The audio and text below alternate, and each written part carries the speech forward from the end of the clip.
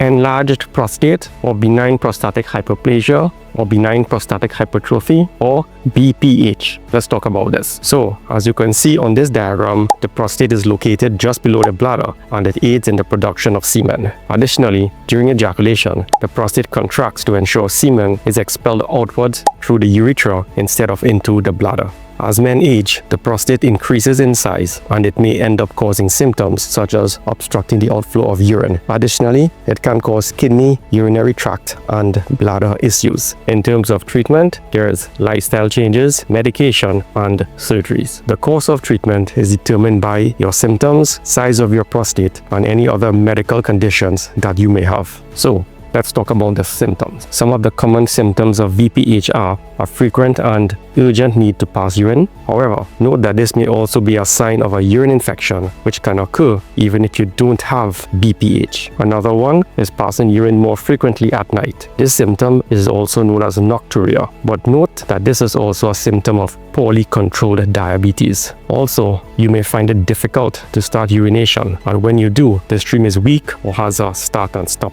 pattern. At the end of urination, there may be dribbling. Also, you may get the sensation that the bladder is not fully empty, and you may need to go again a few moments later. Blood in the urine is also a possible symptom, and this is called hematuria. Now, hematuria is also possible in a bladder infection, but more seriously, kidney cancer. Now note that the size of the prostate does not determine the severity of the symptoms. Now, with some, the symptoms may get worse with time. With others, it may reach a point and then stabilize. And with other men, the symptoms may actually improve over time. Now, of course, there are other medical conditions that can have symptoms similar to that of BPH. Some of these conditions are a urinary tract infection, or what is loosely called a urine infection, also an inflamed prostate, also known as prostatitis, bladder or kidney stones, a narrowing of the urethra, scarring of the bladder neck due to a past surgical procedure, issues with nerves that control the bladder, and cancer of the bladder or prostate. Additionally, there are medications that can cause symptoms similar to that of BPH. Some of these medications are opioids, a powerful class of pain medications, certain cold and allergy medications, and also a class of antidepressants known as tricyclic antidepressants. So, why is the flow of urine affected in BPH? Now, as you can see on this diagram, the urethra, which is the tube that runs from the bladder into the penis, has to pass through the prostate. As you can appreciate, if the prostate gets larger, it will begin to constrict the urethra, and hence the flow of urine will be hindered. Throughout your life, the prostate gland will keep increasing in size, and this is possibly due to sex hormone changes. Now, let's talk about the risk factors for BPH or an enlarged prostate. Age. Now, it is not typical for an enlarged prostate to cause problems before age 40. However, beyond the age 40, the chances of having problems start to rise. Family history. As with many medical conditions, having a blood relative with prostate issues increases your chances of also having prostate issues. Diabetes and heart disease also increase your chances of BPH. And of course, obesity, carrying excess weight, increases your chances of an enlarged prostate. Now, we will discuss the complications of an enlarged prostate, or what it can lead to. Not being able to pass urine. This is also known as urinary retention. This is an emergency, and you may need to have a catheter inserted to empty the bladder. If a catheter cannot be inserted due to a stricture in the urethra, a minor surgical procedure will need to be done to insert a catheter through the abdomen. An enlarged prostate can also lead to urinary tract infections. When you are unable to properly empty your bladder, the residual urine serves as a breeding ground for bacteria, so your risk of infection is increased. Bladder stones. When you cannot fully empty the bladder, minerals sediment and form stones over time. The bladder can become irritated, the flow of urine can become blocked, and you can even get blood in the urine. Kidney injury. When you are unable to pass urine, there can be a backflow of urine from the bladder all the way up to the kidneys, causing kidney injury. Now we come to the diagnosis of BPH. So, as with many medical conditions, we start with the medical history, where you describe the history and nature of your symptoms. Also, you will need to tell your doctor about any pre-existing medical conditions that you have, as well as the treatments you are undergoing for them. Where the physical exam is concerned, there is the typical digital rectal exam, where a finger is inserted into the rectum to check the size of the prostate and determine if there is any asymmetric enlargement. Alternatively, a prostate ultrasound can be done via the abdomen to determine its size and shape.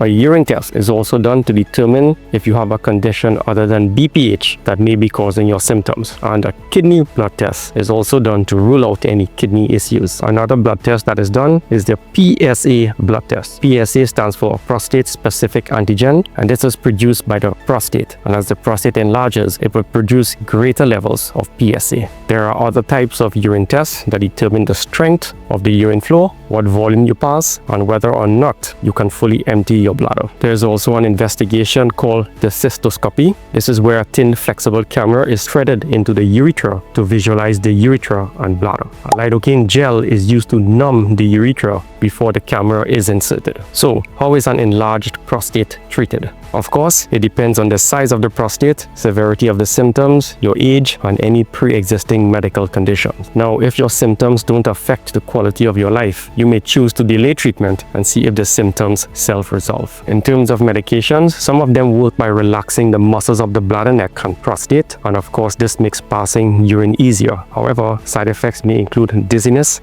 and retrograde ejaculation. This is where semen flows into the bladder during orgasm. However, this is a harmless condition. Other types of medication cause shrinkage of the prostate by preventing certain hormonal changes. It may take a few months for these meds to work, and there may be some sexual side effects. So now let's discuss surgery for BPH. Surgery is an option if you don't get any relief from medications, you are unable to pass urine, if you have kidney issues, or you keep getting bladder stones, blood in the urine, or urinary tract infections. Of course, not everyone is a candidate for surgery, and you may not be a candidate for surgery in such cases as an untreated urinary tract infection. Any urinary tract infection will need to be dealt with before any surgery takes place. A stricture of the urethra that may prevent the passing of any surgical instrument, and neurological conditions such as Parkinson's disease or multiple sclerosis. Now, no surgical procedure is without its side effects, and some of the side effects you can experience are retrograde ejaculation or semen flowing into the bladder during orgasm. Also,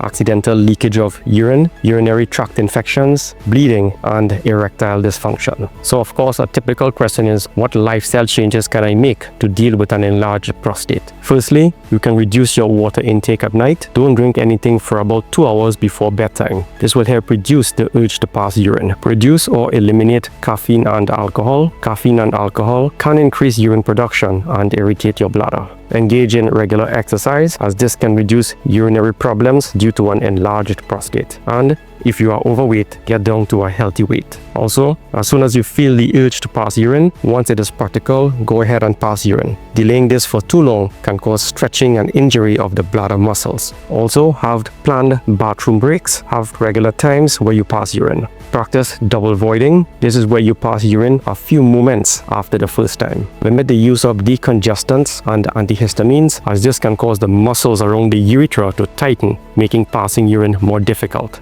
Also, if practical, try to stay in a warmer rather than a colder temperature to reduce the production of urine. So that concludes our brief overview on BPH. If you would like to book to see our urologist, you can call our WhatsApp 747-5297 308-3370. We are located at number 4 Chincuna Gardens in Chin Chin Road, Cunupia. You can tap the description below for all of our contact information.